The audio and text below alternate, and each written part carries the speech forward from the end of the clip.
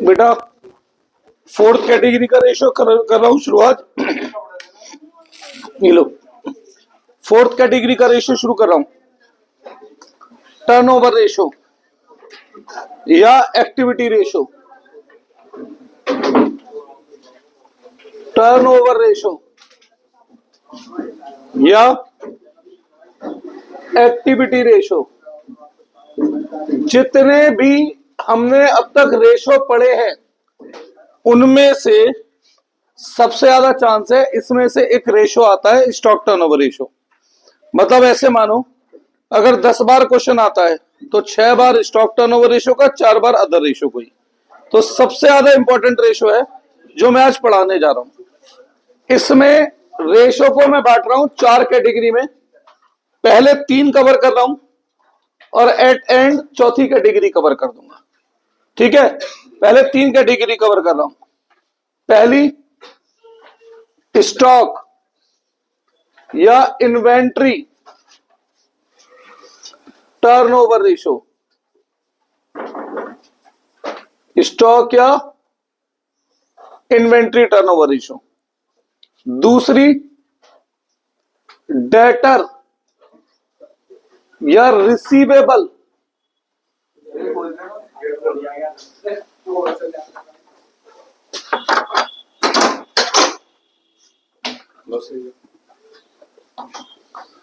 Debtor या receivable turnover ratio. तीसरी, गोपाल एकदम शांत हो जाओ जरा, क्रेडिटर या पेबल टर्नओवर रेशो। सबसे ज्यादा इंपॉर्टेंट रेशो है जो उनमें से स्टॉक टर्नओवर रेशो सबसे मेन है। ठीक है, अगर एग्जाम में 10 बार रेशो का क्वेश्चन आता है तो 10 में से 5 या 6 बार किसका क्वेश्चन आता है बेटा? स्टॉक टर्नओवर रेशो का। तो ये सबसे मेन रेशो है। ठीक है, अब फॉर्मूले सेम बात याद करने हैं या थोड़ा सा समझना है कि कैसे ध्यान में रह सकें? अभी तक मैंने वैसे तो फॉर्मूले याद कराए नहीं है ना। कोशिश करूंगा यहां पर भी मैं फॉर्मूले याद ना कराऊं। क्या चाहिए? ज्यादा लंबा होने का भी ये दिक्कत है, नीचे की चीज नहीं दिखती है ना।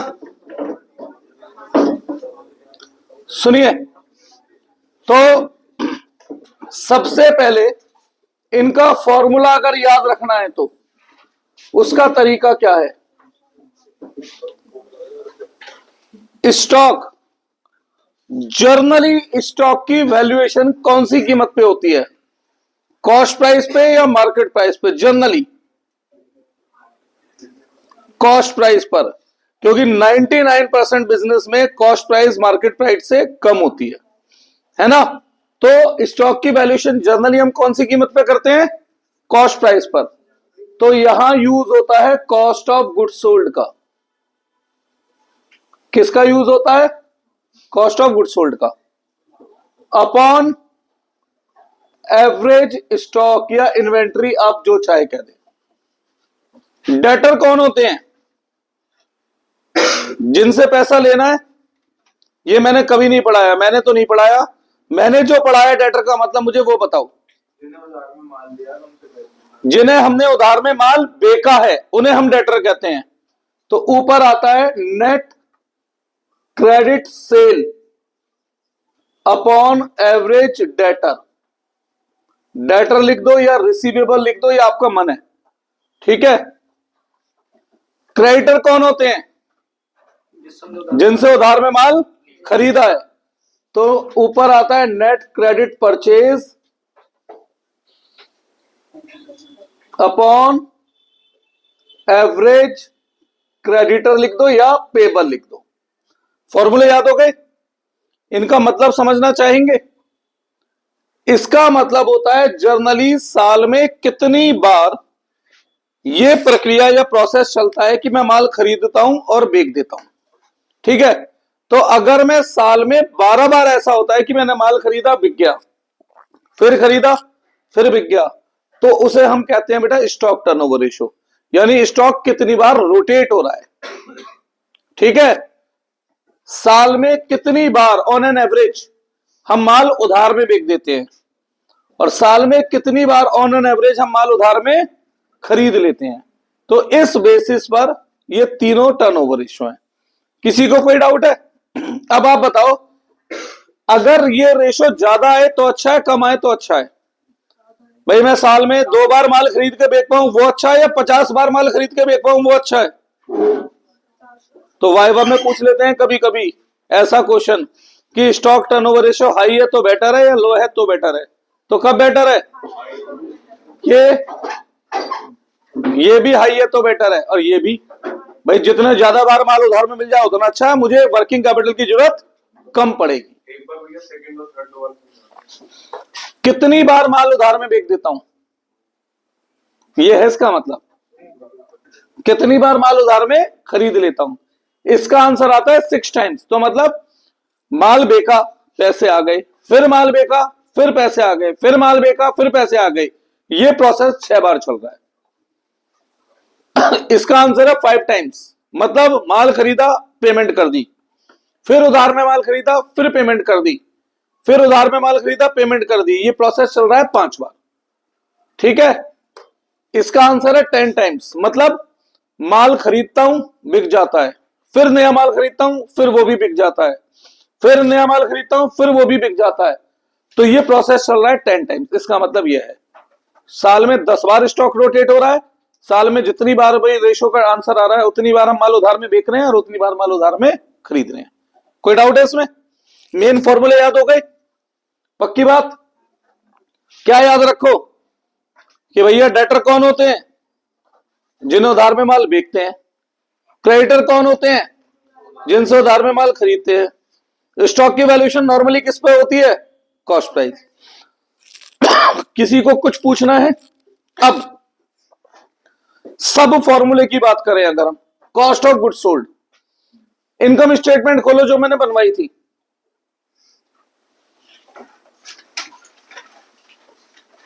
क्या थी वो income statement? Net sale minus cost of goods sold is equal to GP. तो मैं ऐसा नहीं बोल सकता cost of goods sold is equal to net sale minus GP, ये नहीं कह सकता मैं। और लॉस है तो plus. Cost of goods sold का मैंने एक और भी फॉर्मूला ब्रैकेट में लिखवाया होगा, ध्यान देना। क्या था वो फॉर्मूला?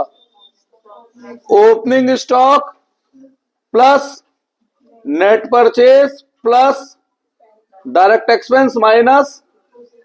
सच बात बताऊं बेटा, मुझे नहीं पता ये फॉर्मूले क्या होते हैं, अकाउंट्स पढ़ा रहा हूं, मैथ्स नहीं। तो हर फॉर्मूला किसी ना किसी अकाउंट से डेवलप हुआ होगा। ये फॉर्मूले कैसे बने ध्यान देना चाहेंगे? सुनो तो, 11वीं क्लास में ट्रेडिंग अकाउंट बनाना सीखा था। थोड़ा सा फॉर्मेट याद है? सबसे पहले क्या लिखते थे हम? ओपनिंग स्टॉक, फिर माइनस परचेज रिटर्न। तो ये बाहर क्या बन जाता था? फिर डायरेक्ट एक्सपेंस, फैक्ट्री के खर्चे, प्रोडक्शन के खर्चे, माल खरीदने के खर्चे। अब तो वो खाली पड़ी है बेटा अभी चेयर, नहीं आ रही है कुंजन, अब यहां आ जा। यहां पर सेल्स माइनस, तो क्या निकल कर आता था बाहर? फिर यहां क्या लिखते थे हम? Closing stock. और यहां क्या निकल कर आता था? Gross profit. ठीक है, अब जरा ध्यान दो, ये पेन मैंने 25 रुपए का बेचा और इसमें मुझे 5 रुपए का प्रॉफिट हुआ। कितने का बेचा पेन मैंने और प्रॉफिट कितना? तो इस पेन की मेरे लिए कॉस्ट क्या पड़ी बता सकते हैं? कैसे निकाला? किस में से किसे माइनस किया? सेल्स में से प्रॉफिट को। तो अगर मैं नेट सेल में से ग्रॉस प्रॉफिट को हटा दूंगा तो क्या निकल कर आ जाएगा? कॉस्ट। यही तो ये वाला फॉर्मूला है। सही है। अब दूसरी बात, अकाउंट में दोनों साइडों का टोटल क्या होता है? तो जो अमाउंट इस रूट से निकला है वही सेम अमाउंट दूसरे रूट से भी तो निकल के आएगा। तो ये दूसरा फॉर्मूला है, opening stock plus net purchase plus direct expense minus, ये दूसरा फॉर्मूला है। सही है। तो अकाउंट में भैया फॉर्मूले बेसिकली होते नहीं है, वो किसी ना किसी अकाउंटिंग कॉन्सेप्ट को ध्यान में रखकर भाई आसान बनाने के लिए उसे किसका रूप दे दिया जाता है? फॉर्मूले का रूप दे दिया जाता है। सही है। तो सिंपल सा ये है, अकाउंट में किस बात के फॉर्मूले नहीं तो इन दोनों फॉर्मूले में कोई डाउट है? श्योर। अच्छा, एक बात और बताता हूं मैं आपको, इस फॉर्मूले को मैं थोड़ा अलग तरीके से लिख रहा हूं। Opening stock plus net purchase minus closing stock plus direct expense. अगर मैं ऐसे लिख दूं तो कोई दिक्कत है? कोई फर्क पड़ता है? अब ध्यान से सोचो, तो इतने हिस्से को हम क्या कहते हैं? Raw material consume. क्या बोलते हैं इसे? तो एक formula cost of goods sold का क्या बन सकता था? Plus direct expense. ठीक है, ये चीज तो शायद मैंने वहां भी बताई थी आपको, कंपैरेटिव इनकम स्टेटमेंट में या कॉमन साइज में भी बताई थी ना। श्योर, कोई डाउट है इसमें? इसे रब कर रहा हूं।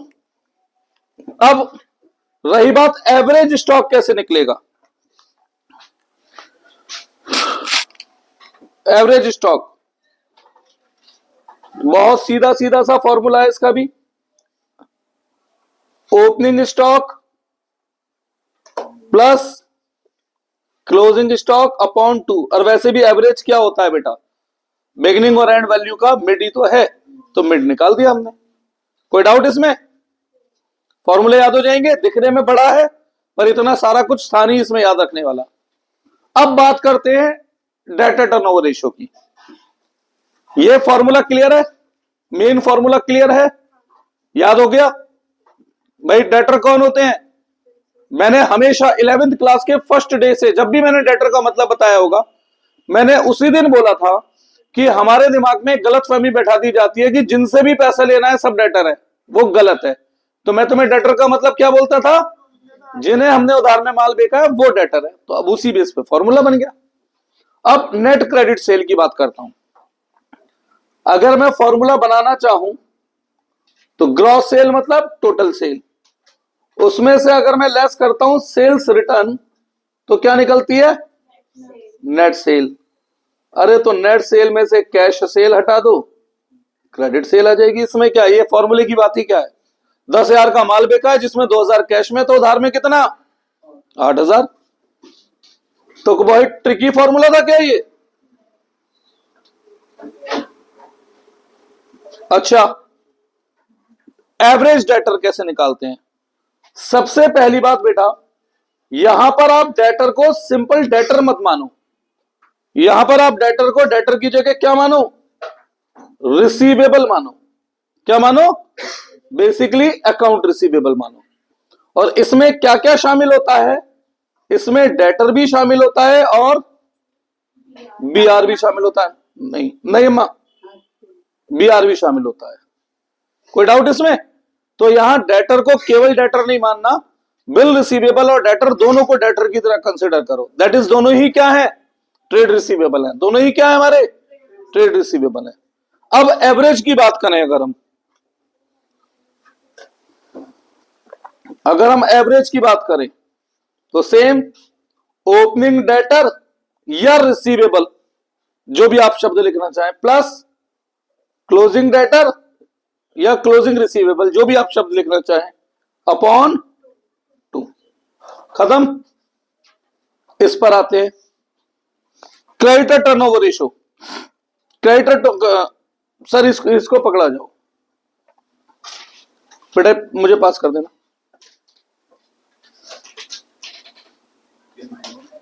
नहीं भाई साहब, तुम्हारे लिए नहीं है, बेटी के लिए है मेरी। हाँ जी, तो क्रेडिटर कौन होते हैं? जिनसे उधार में माल खरीदा है। इसी बेस पर ये फॉर्मूला बन गया। ठीक है।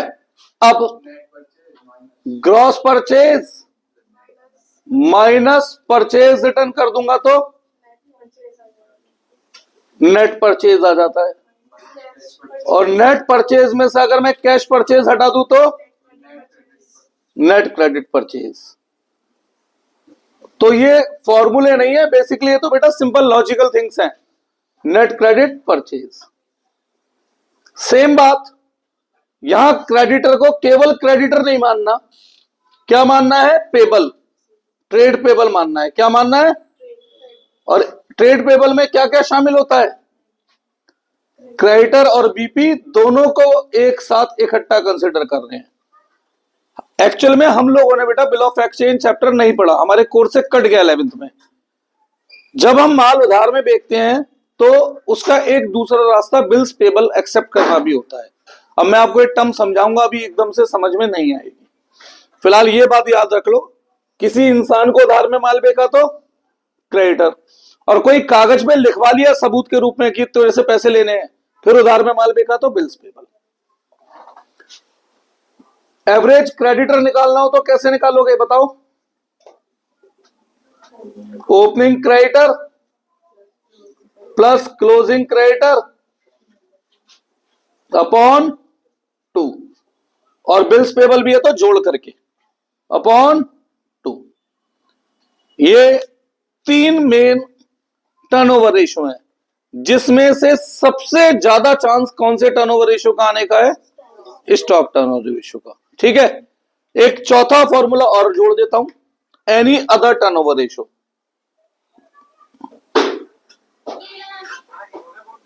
फोन बंद कर लो भाई साहब, खुद नहीं पढ़ रहे मत पढ़ो, औरों को पढ़ने दो।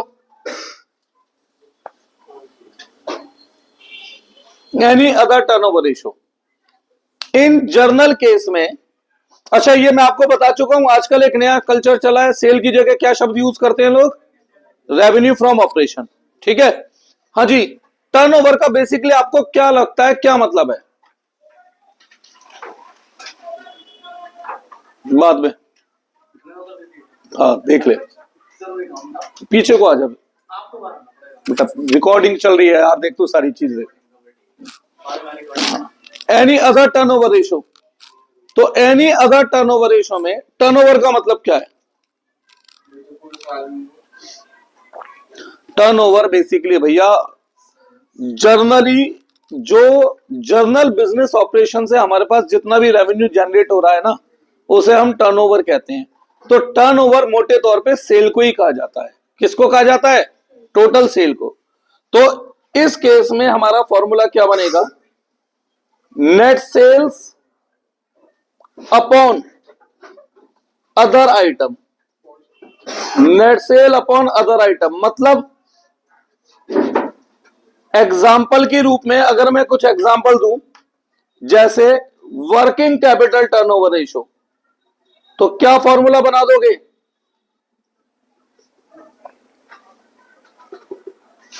Net sale upon working capital.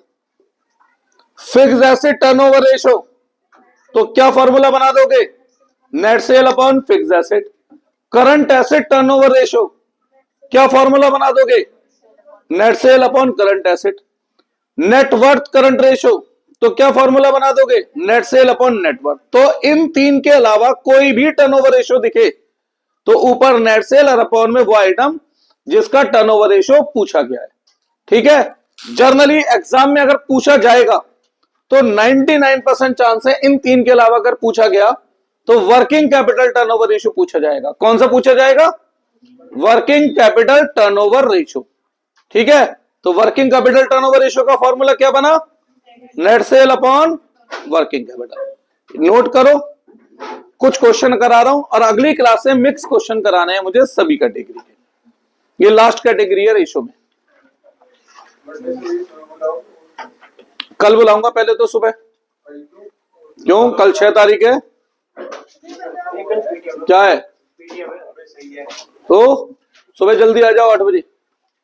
अरे नहीं भैया, 9 बजे 9 बजे स्टार्ट होगी।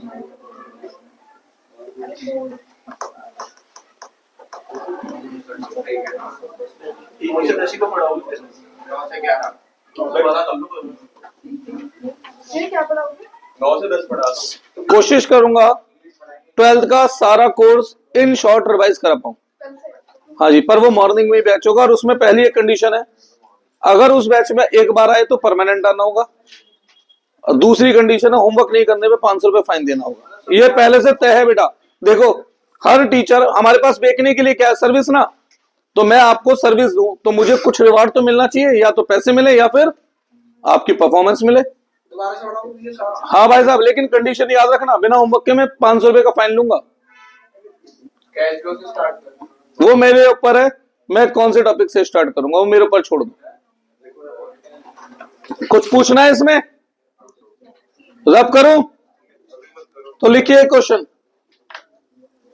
आपको मालूम होगा अधिकतर जगहों पर क्रैश कोर्स चलता है ऐसे में, है ना, और उसके अच्छे खासे 10, 12, 15 हजार रुपए फीस भी होती है।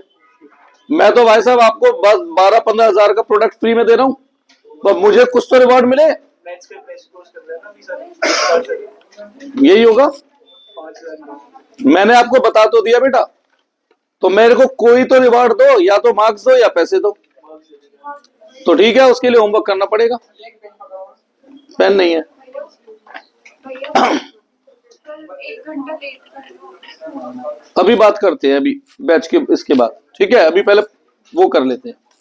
क्वेश्चन लिखो एक, सीधा क्वेश्चन दूं या पहला ही क्वेश्चन थोड़ा सा घुमा कर देना है? पहले भैया सीधा दे दो। पहला सीधा दूं, लिखो बिल्कुल सीधा क्वेश्चन। 9 मिलेगा। 1 मिनट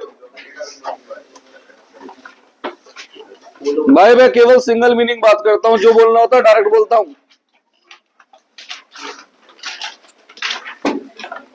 समझे?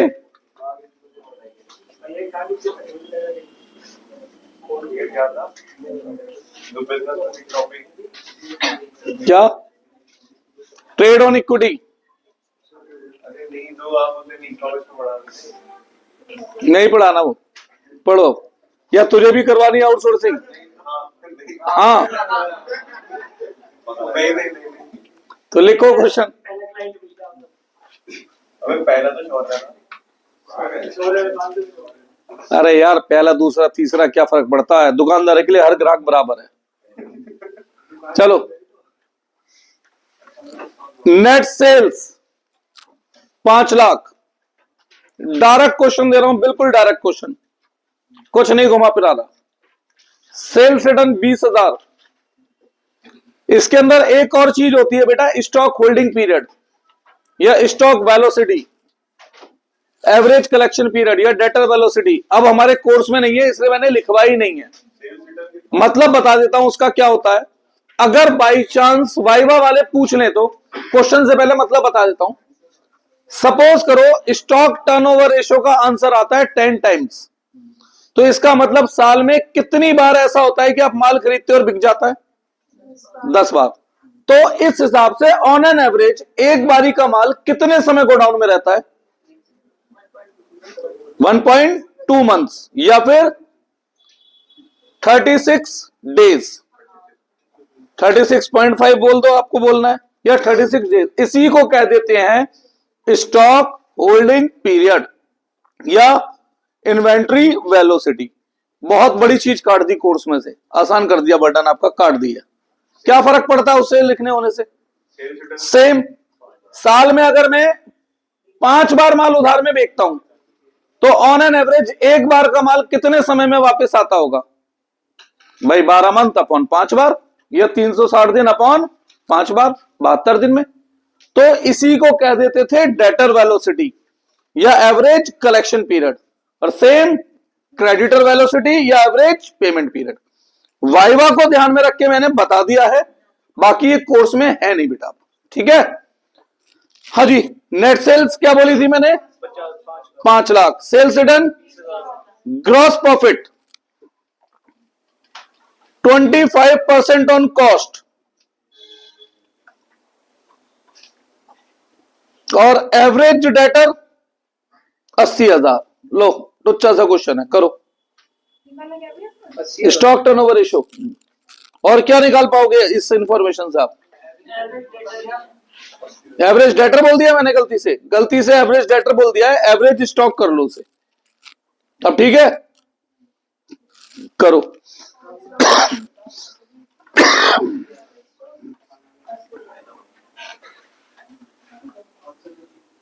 ये सेल्स रिटर्न की बात कर रहा था। ग्रॉस प्रॉफिट 25% ऑन कॉस्ट और एवरेज एवरेज स्टॉक 80,000। सीधा क्वेश्चन दिया अब तो मैंने कुछ घुमाया नहीं है, करो फटाफट। घुमाने वाले क्वेश्चन अभी दूंगा।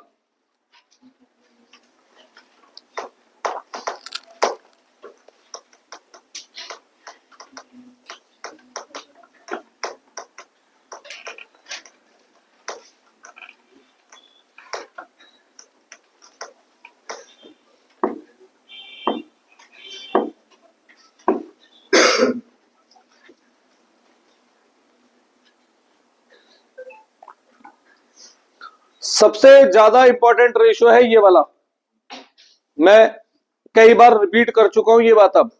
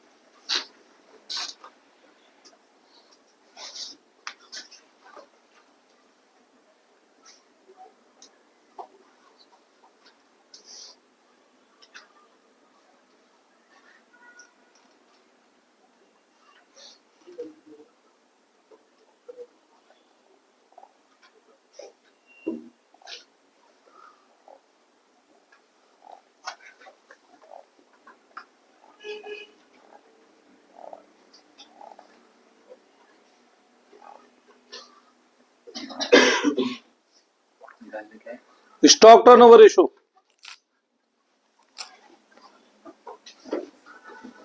कराना है, ये हो रहा है।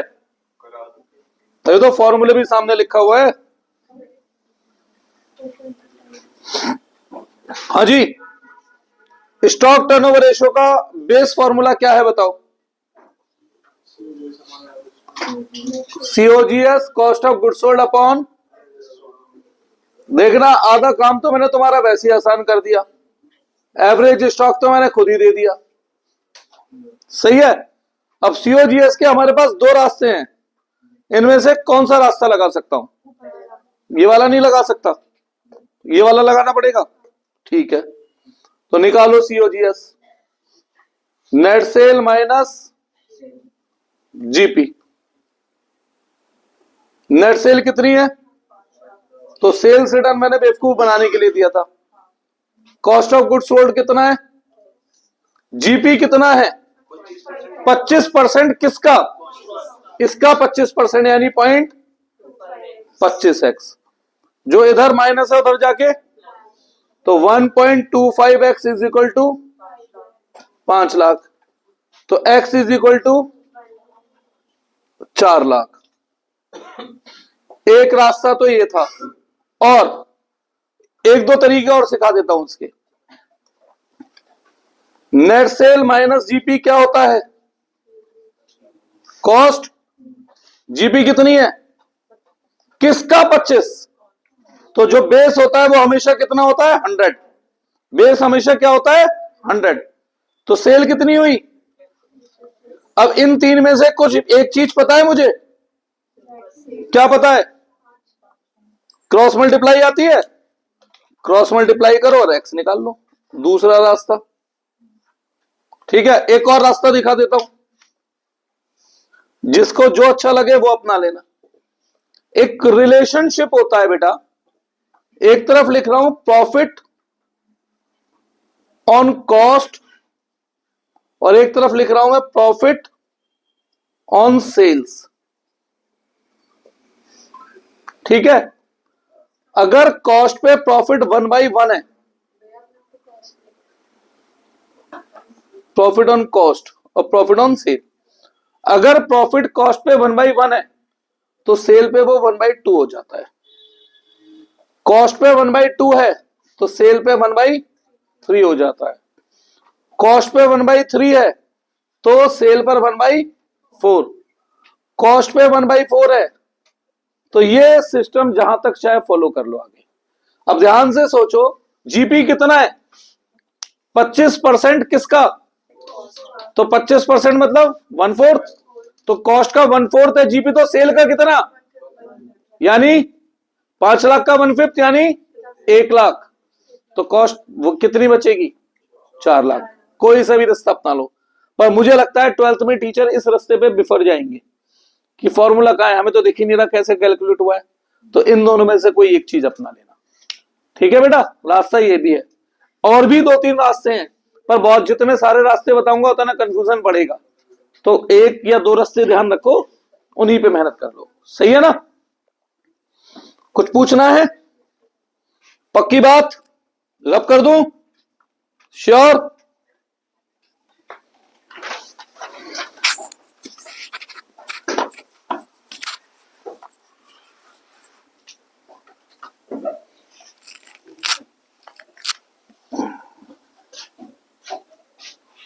एक और क्वेश्चन दूं?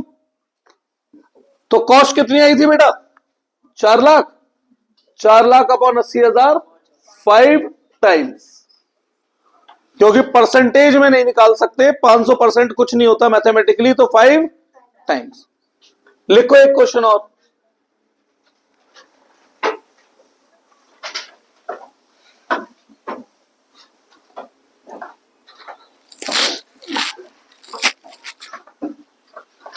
Net sales 5 lakh, GP 20%, net purchase 3,60,000,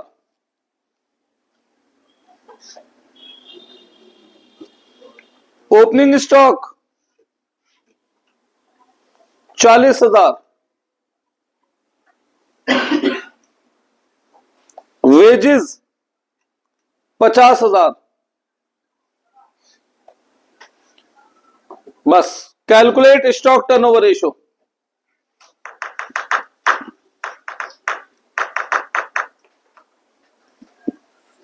ये जीपीयू डिपार्टमेंट किसका? कुछ नहीं लिखा तो क्या बताया था मैंने? प्रॉफिटेबिलिटी किस पर देखते हैं? सेल्स पर देखते हैं, बताई थी ये बात। अगर क्वेश्चन साइलेंट है, क्वेश्चन नहीं बता रहा जीपी किसके ऊपर बेस्ड है, तो किस पे मानना है? सेल्स पर मानना है।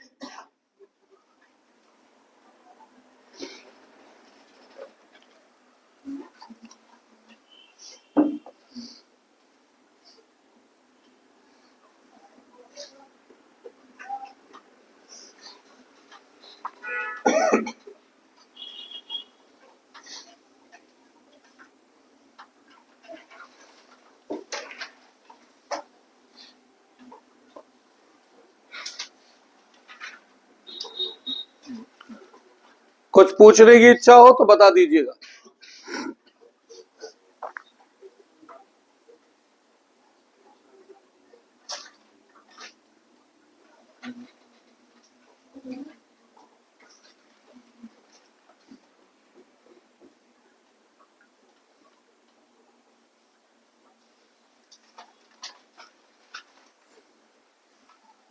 ये रब कर दूं?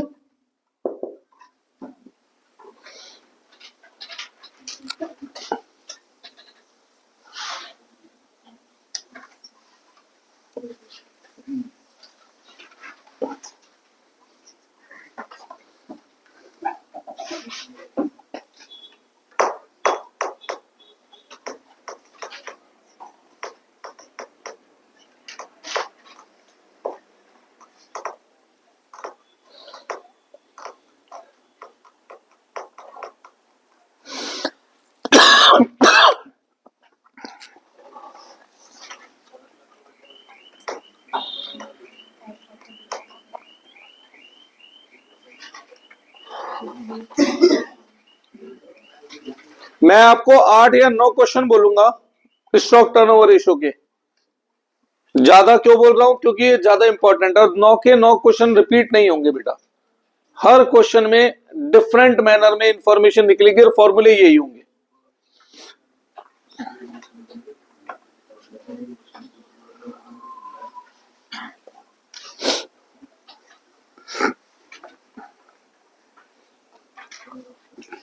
करा किसी ने? कितना आंसर है? 8.88। देखते हैं अभी।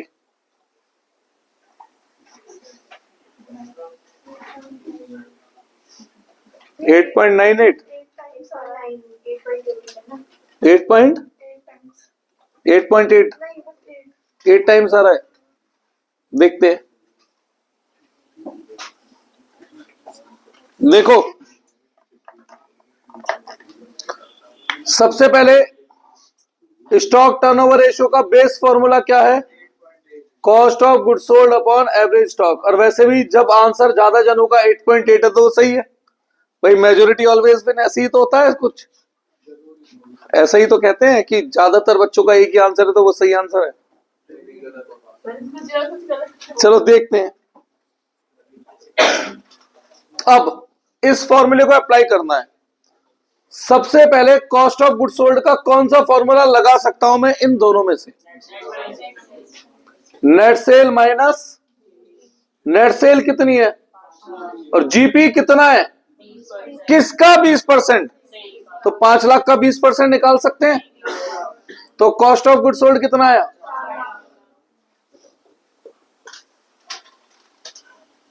Upon average stock.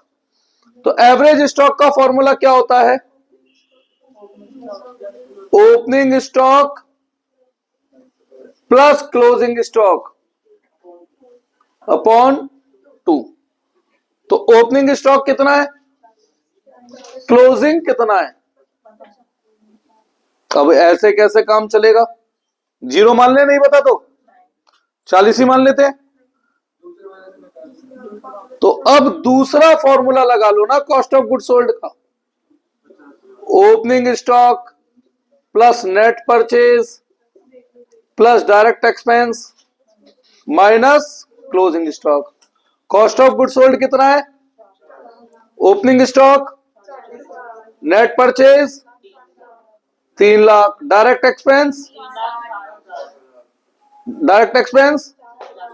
तो क्लोजिंग स्टॉक नहीं निकाल सकते अब आप। तो क्लोजिंग स्टॉक कितना आया? अपॉन 2। तो एवरेज स्टॉक कितना है बेटा?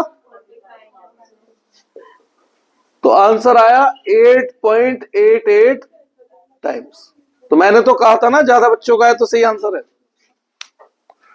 सही है। एक और लिखो।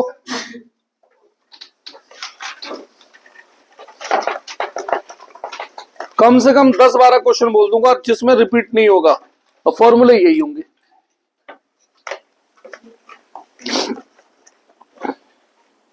Stock turnover ratio 5 times.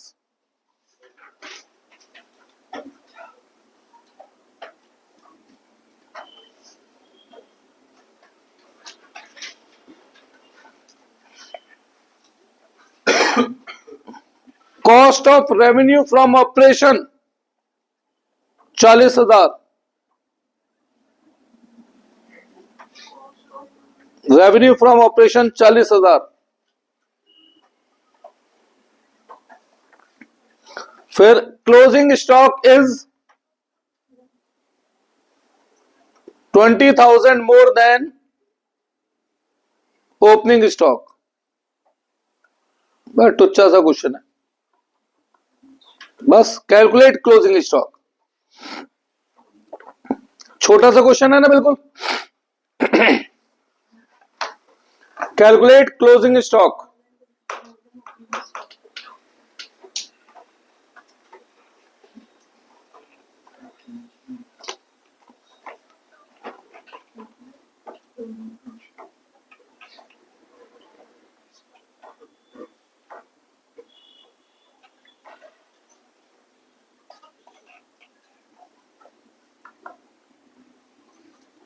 सीधा सरल आसान सा क्वेश्चन है।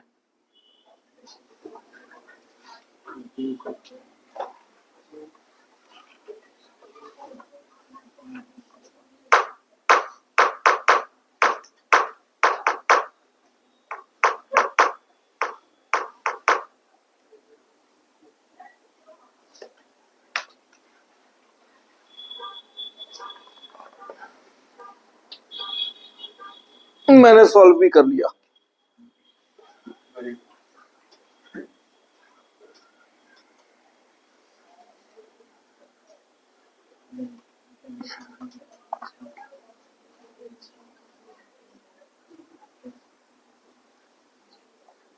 बोलो आंसर।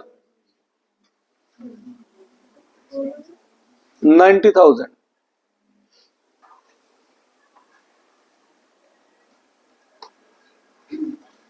बेटा बेसिक एलिमेंट्री मैथ्स तो सभी को आती होगी यार।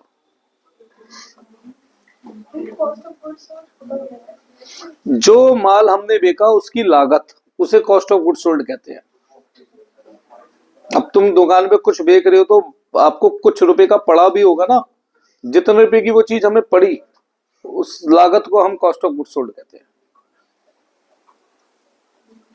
लक्ष्य आ गया यार? ये तो बहुत अच्छा क्वेश्चन है बेटा।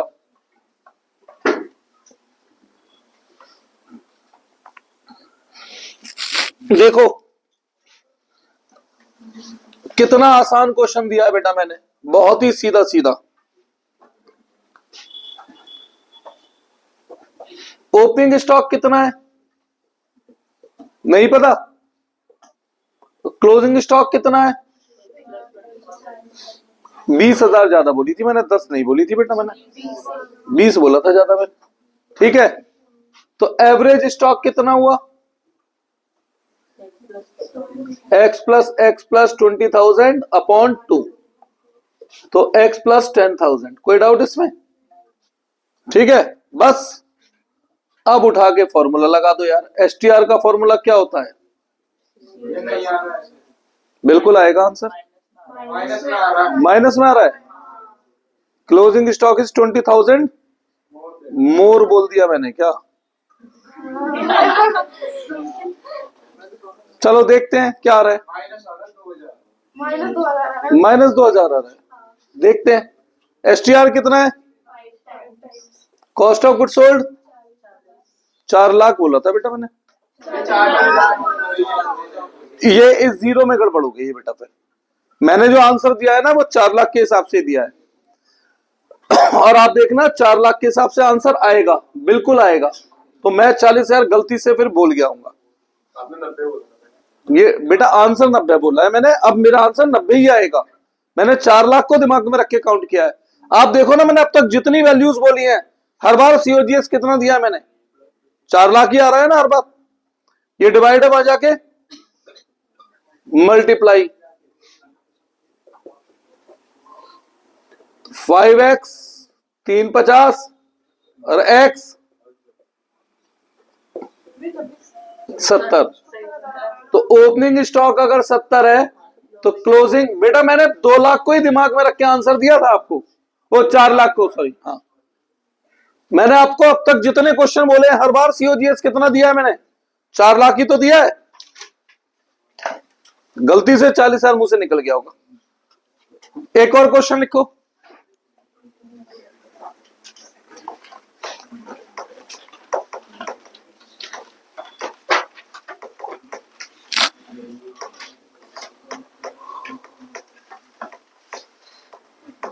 Net sales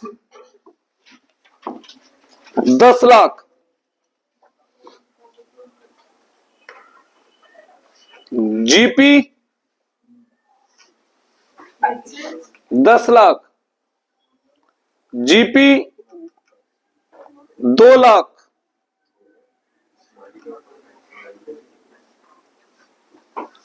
stock turnover ratio 10 times, closing stock is 3 times of opening stock, 3 times of opening stock. Calculate closing and opening stock करना।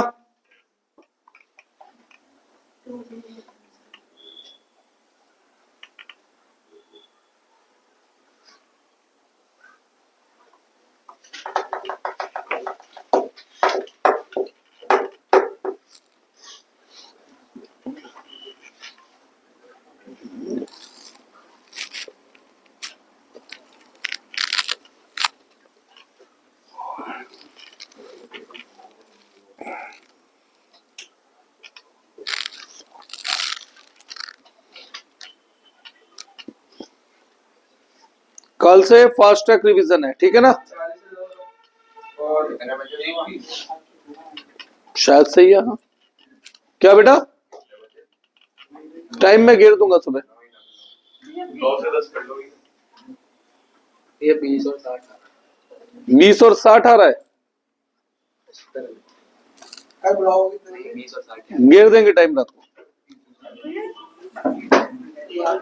40 और 1 मुझे भी 40 और 1 20 ही फील हो रहा है वैसे तो। 40 और 1 फील तो मुझे यही हो रहा है, बाकी सॉल्व करके पता लगेगा। चलो इसके बाद बस एक छोटा सा क्वेश्चन और फिर छुट्टी। अरे इसके बाद भैया नहीं नहीं नहीं, कभी कभी मेरे ट्यूशन में भी लेट आते हो।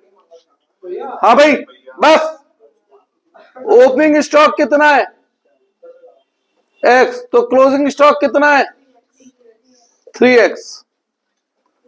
अब कॉस्ट ऑफ गुड सोल्ड कितना है, नेट सेल माइनस जीपी। देखना मैंने डायरेक्ट तो क्वेश्चन दे रहा हूं आसान आसान से। अब एसटीआर का फॉर्मूला क्या होता है, सीओजीएस अपॉन एवरेज स्टॉक। अच्छा एवरेज स्टॉक निकालूंगा तो 2x, तो एसटीआर कितना है 8 लाख अपॉन 2x, तो x कितना आ रहा है 8 लाख अपॉन 20, 40,000।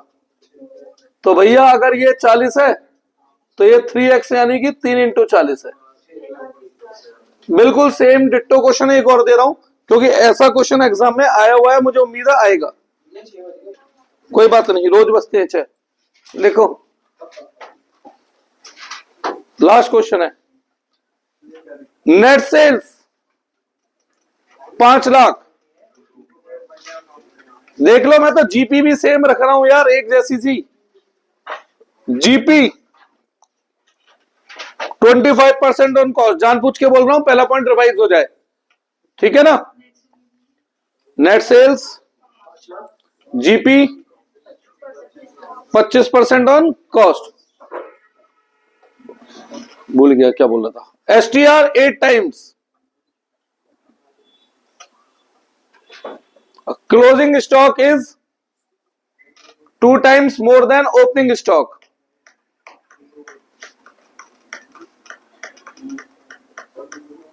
बस find out opening and closing stock करो और जाओ।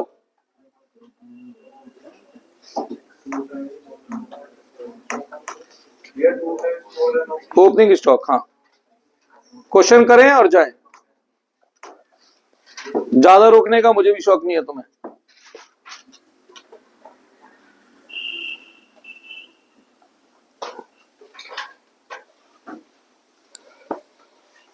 पॉइंट्स में अगर आंसर आए तो कभी घबराना मत, ऐसा नहीं है जरूर कोई कह के नहीं मर गया है कि आंसर कभी पॉइंट में नहीं आएंगे।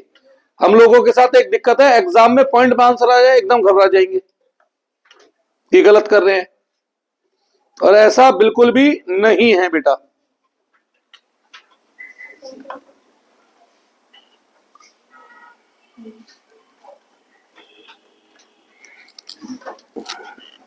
हो गया?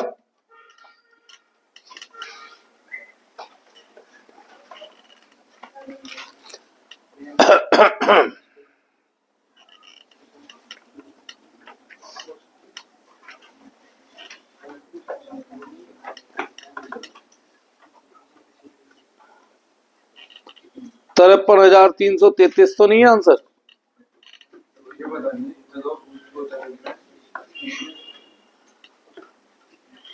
ओपनिंग 26,667,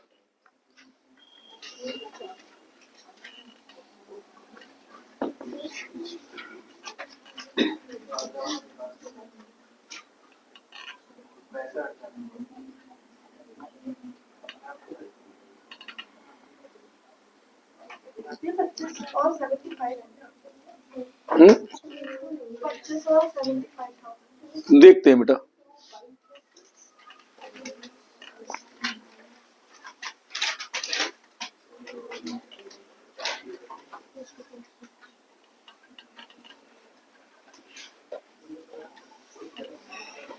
मेरे ख्याल से तो पॉइंट पॉइंट में आ रहा है कुछ। क्लोजिंग स्टॉक को क्लोजिंग स्टॉक ही लेंगे। मुझे नहीं पता बेटा। क्लोजिंग ओपनिंग तो निकाला ना। हाँ देखो,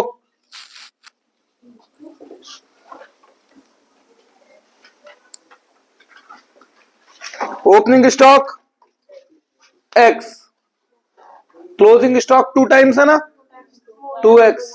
More than यही गलत है बस।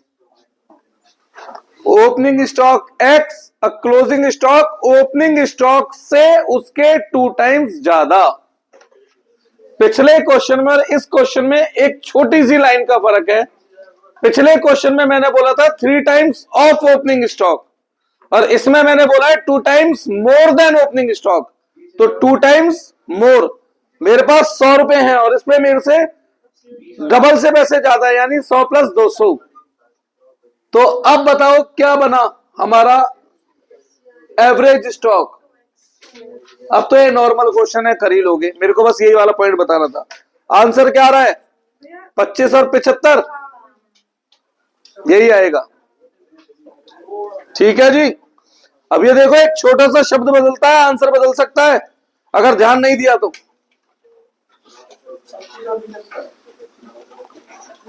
4 लाख डिवाइड बाई 8, 50,000 आया ना एवरेज स्टॉक। 8 टाइम्स दिया मैंने एसटीआर। 10 दिया था। अरे 8